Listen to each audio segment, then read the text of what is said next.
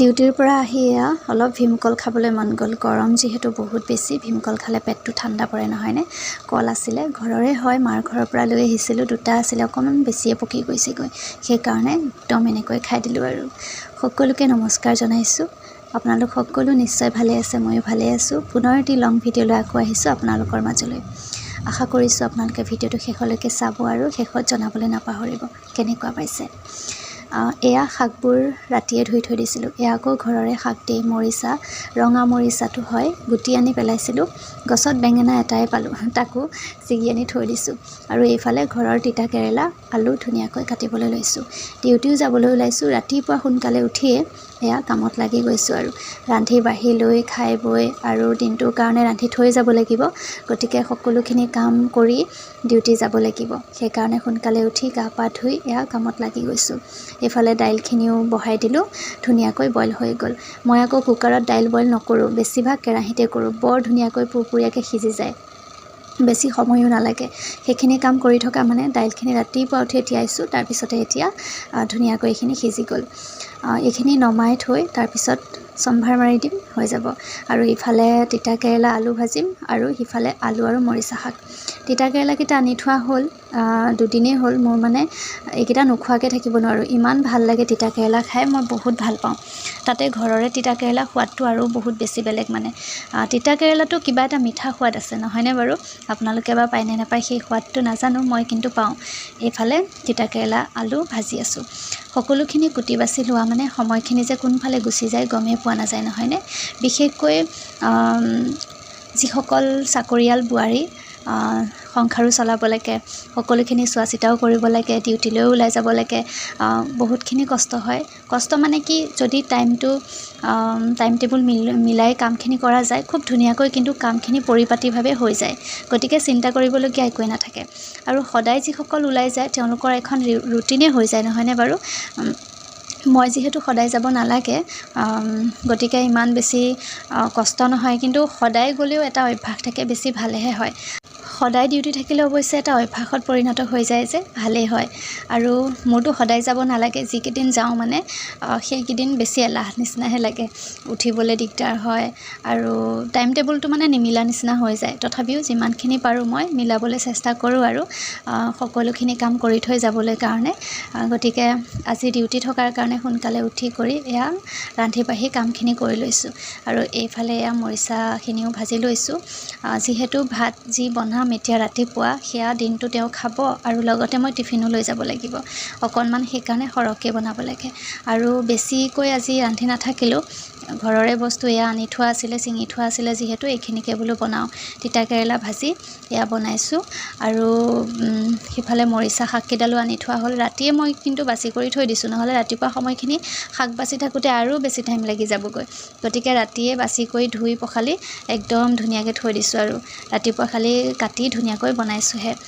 এনেকৈ কৰিলে অকণমান সময়টো বাৰু মানে টাইমটো মিলি যায়, সেইকাৰণে ৰাতিয়ে প্ৰায়খিনি কৰি থৈ দিওঁ।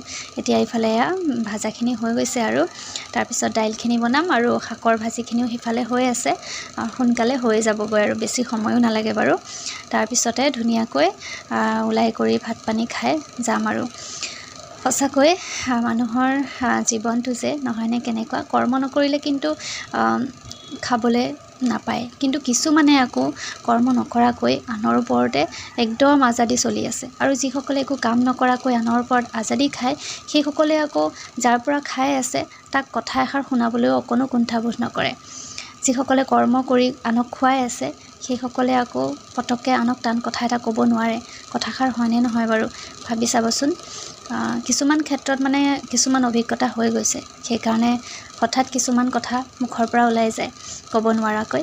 গতিকে এয়া এতিয়া ৰান্ধি বাঢ়ি হৈ গ'ল, খাবলৈ লৈছোঁ। একেখিনিকে টিফিনতো লৈছোঁ, কাৰণ টিফিনৰ কাৰণে আকৌ বেলেগকৈ ৰান্ধিবলৈ বেলেগ বস্তু কিবা ৰান্ধিম, সময় নাথাকে, আৰু সেইটো কাৰণে তিতা কেৰেলা ভাজি লৈছোঁ, মৰিচা শাকৰ ভাজি, আলু দিছোঁ, আৰু এইফালে দাইল, সেয়াই টিফিনতো লৈ লৈছোঁ। আৰু ভালো লাগে এনেকৈ নহয়নে, ঘৰুৱা বস্তু, ঘৰুৱা শাক পাচলি বুলি ক'লে ইয়াৰ জুতিটো বেলেগ। গতিকে নিৰামিষ খোৱা মানুহ আমি, এনেকৈ চলি থাকে। আৰু বাৰু এতিয়া খাই বৈ আজৰি হৈ লওঁ, তাৰপিছতে ওলাইতো যাব লাগিব। সময় হৈ গৈছে আৰু 9টা বাজিছে। খাই বৈ ধুনীয়াকৈ ওলাই আহিলোঁ। কালি আকৌ মেলা আছিলে নহয়, ভিডিঅ'টো কালিৰে হয়। অম্বুবাচী মেলাৰ কাৰণে বহুত খোজকাঢ়িব লগা হৈছে, গতিকে অলপ খোজকাঢ়িলোঁ। আচলতে খোজকঢ়াৰ অভ্যাসটো আমাৰ থাকিব লাগে, নাথাকিলে বেয়াহে। মাজে মাজে এনেকৈ খোজকাঢ়িলে ভাল নিজৰ কাৰণে, নহয়নে? আৰু এয়া ৰেল গেটলৈকে খোজকাঢ়ি আছোঁ। এইফালে আকৌ কুকুৰে ভুকিছে, মানে চানমাৰীত নামি এয়া অফিচলৈ বুলি সোমাই গৈ আছোঁ। ৰাস্তাত কুকুৰকেইটা থাকে, বহুত বেছি ভুকে, কিন্তু আজিলৈকে একো কৰা নাই কেতিয়াও। ময়ো সিহঁতক ভয় নকৰোঁ, মৰম কৰোঁ, সিহঁতক সদায় থাকেই যিহেতু। এয়া মোক কিন্তু একো কৰা নাই, কাষলৈও তেনেকৈ অহা নাই, কিন্তু ভয় এটা লাগি যায় পটককৈ। জীৱটো ওলাই যোৱা যেন লাগে আৰু ভয় অকণমান লাগে, কিন্তু সিহঁতৰ মাজতে লাগি আছে বাৰু।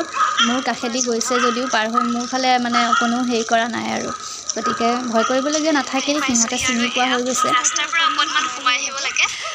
এয়া ছেকেণ্ড গেটখন আহি পাইছোঁ, আৰু এই ৰাস্তাটো খুব ধুনীয়া লাগে আহি, আৰু গেটখন পাৰ হৈ উঠি যোৱা ৰাস্তাটো আৰু ধুনীয়া লাগে, কিন্তু অকণমান কষ্ট হয় আৰু। তাতে আজি আকৌ অম্বুবাচী মেলা বুলি অকণমান বেছিকৈ খোজকাঢ়িব লগা হৈছে, আৰু এই পৰিৱেশটো খুব ধুনীয়া লাগে। গছ গছনি আছে সকলোফালে, মানে চাৰিওফালে এয়া ফুলবিলাক ফুলি আছে, খুব ধুনীয়া লাগে। এয়াই আকাশবাণী গুৱাহাটী কেন্দ্ৰৰ চৌহদ, আৰু আছে আগলৈ, বেছি ধুনীয়া।